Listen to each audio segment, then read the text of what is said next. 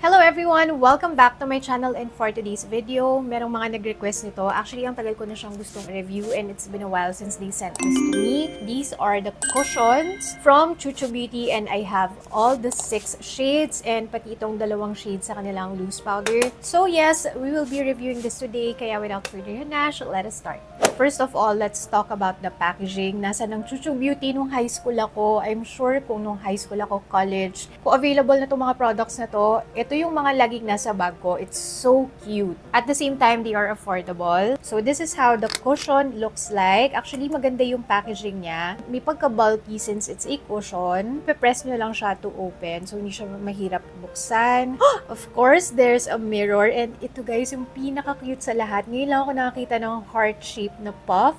And of course, sealed talaga yung product inside. And itong cushion nila, it costs 599 pesos. This is actually one of the more affordable ones in the market when it comes to cushion. Kasi usually yung mga cushion, nasa 700 pataas. And isa sa highlight sa akin dito is that they have a total of 6 shades and 3 of these shades are morena friendly. So iswatch natin lahat ng shades because I'm also undecided kung ano ba talaga yung gagamitin ko for today. So this is in the shade Chiffon and this is the lightest shade. And Chiffon is fair to light warm. Next is in wafer, and si wafer is light, medium, warm. This one is in cupcake, which is light, medium, neutral. Next is in cookie, which is medium, tan, neutral.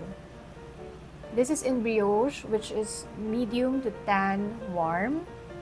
And lastly, gingerbread, which is tan to deep, neutral. Again, this is chiffon. This is wafer, this is cupcake, this is cookie, this is brioche, and this is gingerbread. Actually, nahihirapan akong mamili kasi I think I'm in between these shades. But so far, in fairness with the shades, meron silang ganitong ka-deep. Yun nga lang when it comes to undertones, it's somehow limited. But gets ko naman kasi first release pa lang naman nila. And 6 shades for a cushion is actually a lot. Lalo na ang konti na options natin for morena skin tone when it comes to cushions here in the Philippines. Siguro ipag-mix ko sa corners ng face ko si cookie and then sa center ng face ko si wafer. Actually, hindi lang cute yung ganitong applicator. It's also functional kasi itong corner na yan, pwede mo siyang gamitin sa mga corners ng face. Again, I'll be using the shade wafer. Sana tama yung napili kong shade. So, mag-start muna tayo sa center ng face ko. Parang maputi siya sa akin, sis. Pero, ang napansin ko rin kasi sa kanya, number 1, mabilis siyang mag-set. So, dapat mabilis kang mag-blend. And also, pag nag-settle pa siya sa face mo, dun pa lumalabas talaga yung totoong shade niya. So, at first, medyo mukha siyang light. But when you blend it na, mas maganda na siyang tignan. Mas lumalapat pa siya sa skin. And so far, ang ganda niyang tignan on the skin. Mukhang magsa-stop muna ako dito kay wafer. Kasi maganda siyang tignan at the center of my face. But I think masyado siyang light and lalo na sa forehead ko. Baka magmukhang masyadong flat yung face ko. So I will mix it with the shade cookie. Yeah, actually parang okay din sa akin si cookie eh. I'll use cookie on my whole forehead. Yeah, I think mas flattering tignan sa akin si Cookie. Ayan si Cookie on my forehead. Mas ka-match siya ng skin tone ko. So, ito yung side na merong cushion and ito yung side na wala pa. As you can see, ang laki ng difference when it comes to the evenness of my skin. But it's very, very natural. Ang ganda niya actually tignan sa camera. Pag nagka-catch siya ng light, may pagka demi-matte siya. It's not super duper matte, pero hindi naman din siya yung dewy na kapag hinawakan mo para siyang mag-move. And yes, yung sabi nila na self-setting, I can definitely tell. Kasi parang nag-set na siya kahit hindi pa ako naglalagay ng powder. It's also lightweight, which yun din yung kanilang claim, hydrating daw and lightweight. With the hydrating, I'm not sure if I feel the hydration. Parang hindi ko siya masyadong napansin. Skin-like but fresher finish. Yes, I can definitely tell. Kasi the finish just very skin-like. Lalo na kung ka-shade mo yung makukuha mo. So, mag-apply lang din ako on this side. So far, I am loving it on my skin. Ang ganda niyang tignan. I actually saw mixed reviews, kaya hindi ko rin alam kung yung expect ko sa kanya kasi meron akong mga nakita na sobrang nagustuhan nila nila. Meron akong mga reviews na nakita na hindi nila masyadong bet. But so far, I'm liking how it's looking on my skin. Siguro lang, you have to hydrate your skin well. Parang yun yung pinaka-skin prep mo sa kanya. I have combination skin, by the way. I have oily T-zone and the rest is normal to dry. Wala akong nakikitang problem on both areas of my face. Even sa gilid ng nose ko. It looks very natural actually. Bet ko siya. Ganito pa naman yung mga bet ko ngayon. It has a demi-matte feels on the skin, but the finish, when you look at it, it looks glowy in a natural way. Anyway, tapusin ko lang yung the rest of my face with all the cream products para matry natin yung loose powder after.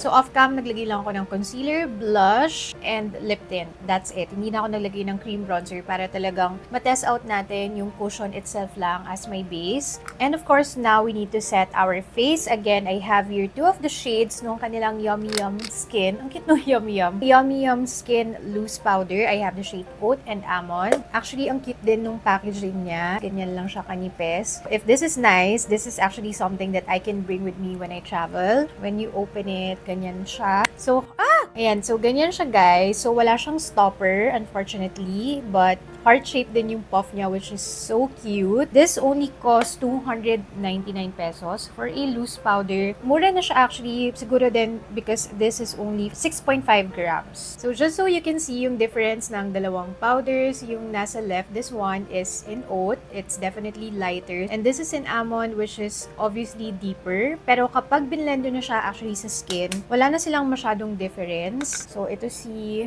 oat. Actually, very fine yung powder. As in, pag binlend ko siya, parang nagme-melt siya sa skin. Ayun, kailangan kong dagdagan. And this is almond. Again, this is oat and this is almond. Well, yung claim nila na this has ultra-fine powder particles, I definitely agree, as in super-duper pinong powder niya. This is breathable daw and blurring. It has a soft matte finish and comes in two translucent shades. Curious din ako, guys. On this side, gagamitin ko si Oat, and on this side, gagamitin ko si Almond. So, I will use a brush, guys. I don't want to bake ngayon. Tignan muna natin. This is, again, Oat. Sobrang pino. Para ng smoke yung mga lumilipad na powder. So again, ito yung hindi pa nasa-set and ito yung merong oat. Instantly airbrush finish pero hindi siya mukhang powdery. On this side, let's try using almond. Again, this is almond and this is oat. May very slight, mas brightening effect, of course, si oat since it's a lighter powder. So, siguro, I prefer it more for brightening my under eyes, and then on the rest of my face, mas gusto ko si almond. So, yun yung gagawin natin today. The reason why ayokong mag-bake ngayon kasi mas gusto kong i-focus yung wear test with the cushion since alam ko mas maraming curious how will the cushion wear throughout the day. Kaya gusto kong mas makita lang yung performance niya if nag-set lang ako, hindi yung magbe-bake ka talaga. So, a closer look on our base for today using the cushion and powder. Ang ganda nung combination nilang dalawa, sis. Parang airbrush yung face ko ngayon. Yung cushion, actually kanina, nung nakita ko nga yung finish niya after applying it, bet na bet ko yung finish niya. Nasabi ko kasi, it's like second skin. So, nag-worry ako nung gagamit nga pala tayo ng loose powder kasi baka magmukhang cakey or magmukhang makeup-y ng tignan or mawala yung very natural sheen. But as you can see now, naset niya yung face pero nandun pa rin yung natural glow. Parang nag-add lang siya ng blurring or airbrush effect kasi nga very, very fine yung powder. As in, super pino niya talaga. Comparable siya sa mga international loose powders that I have tried. Pero ang pinaka-naalala ko sa kanya is yung Hourglass na Veil na loose powder. I have yet to try kung gagamitin ko to pang bake. Pero I feel like this is a type of powder na mas maganda if you use a brush. Yun nga lang, sana may stopper kasi this is something that I would like to bring with me kung magta-travel man ako. Gamit ko kasi yung phone ko so hindi ko mapakita sa inyo yung time, but I think it's around 1 p.m. So, babalitaan ko kayo guys later pagka-uwi ko kung ano yung i-share niyo on my skin. Again, I have combination skin. So, let's see kung makikisama ba siya on my T-zone. So, I'll be right back.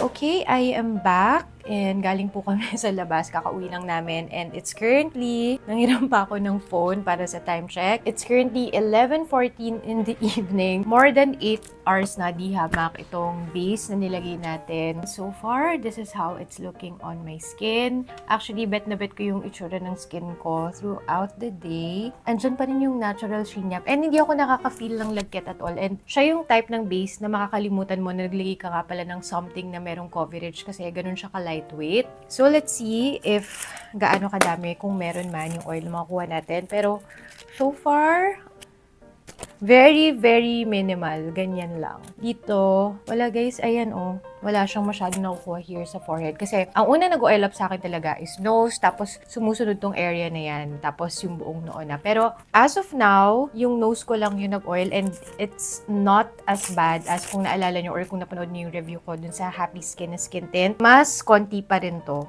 And to think na 11 hours, nasa labas kami the whole day. Lakad kami sa labas, nag-coffee, ganyan. It's not bad. This is actually good. And very natural siya on the skin. This is the type of cushion na I can actually recommend to those na merong oily skin. Although if you have extremely oily skin, I suggest that you bake. If you have dry skin, I suggest na talagang you hydrate, you prep your skin well. It's one of, actually ito pala, yung pinaka-affordable na cushion na meron ako. I just hope na if ever in the future, since I feel like maraming may gusto nitong cushion na to, sana expand pa nila yung shades nila kasi I think merong mga minimal gaps in between shades, lalo na when it comes to undertones. Actually, perfect combination silang dalawa. Kasi this is the type of powder that I would use when it comes to a finish like this. Since gusto mo ma-preserve yung very natural na glow niya, but at the same time, gusto mo rin ma-set yung face mo without it looking too powdery. Kasi nga, yung finish nito is demi-matte, so you don't want it to cake. So, ang galing na yung formulation talaga nito, it's something na bagay talaga with the formulation of the cushion. So, let me know your thoughts in the comment section kung natry nyo na sila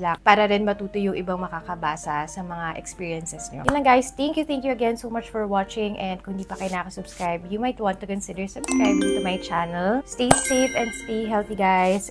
Lahat ng links ng pinakita ko for today's video nasa description box. See you on my next videos. Bye-bye!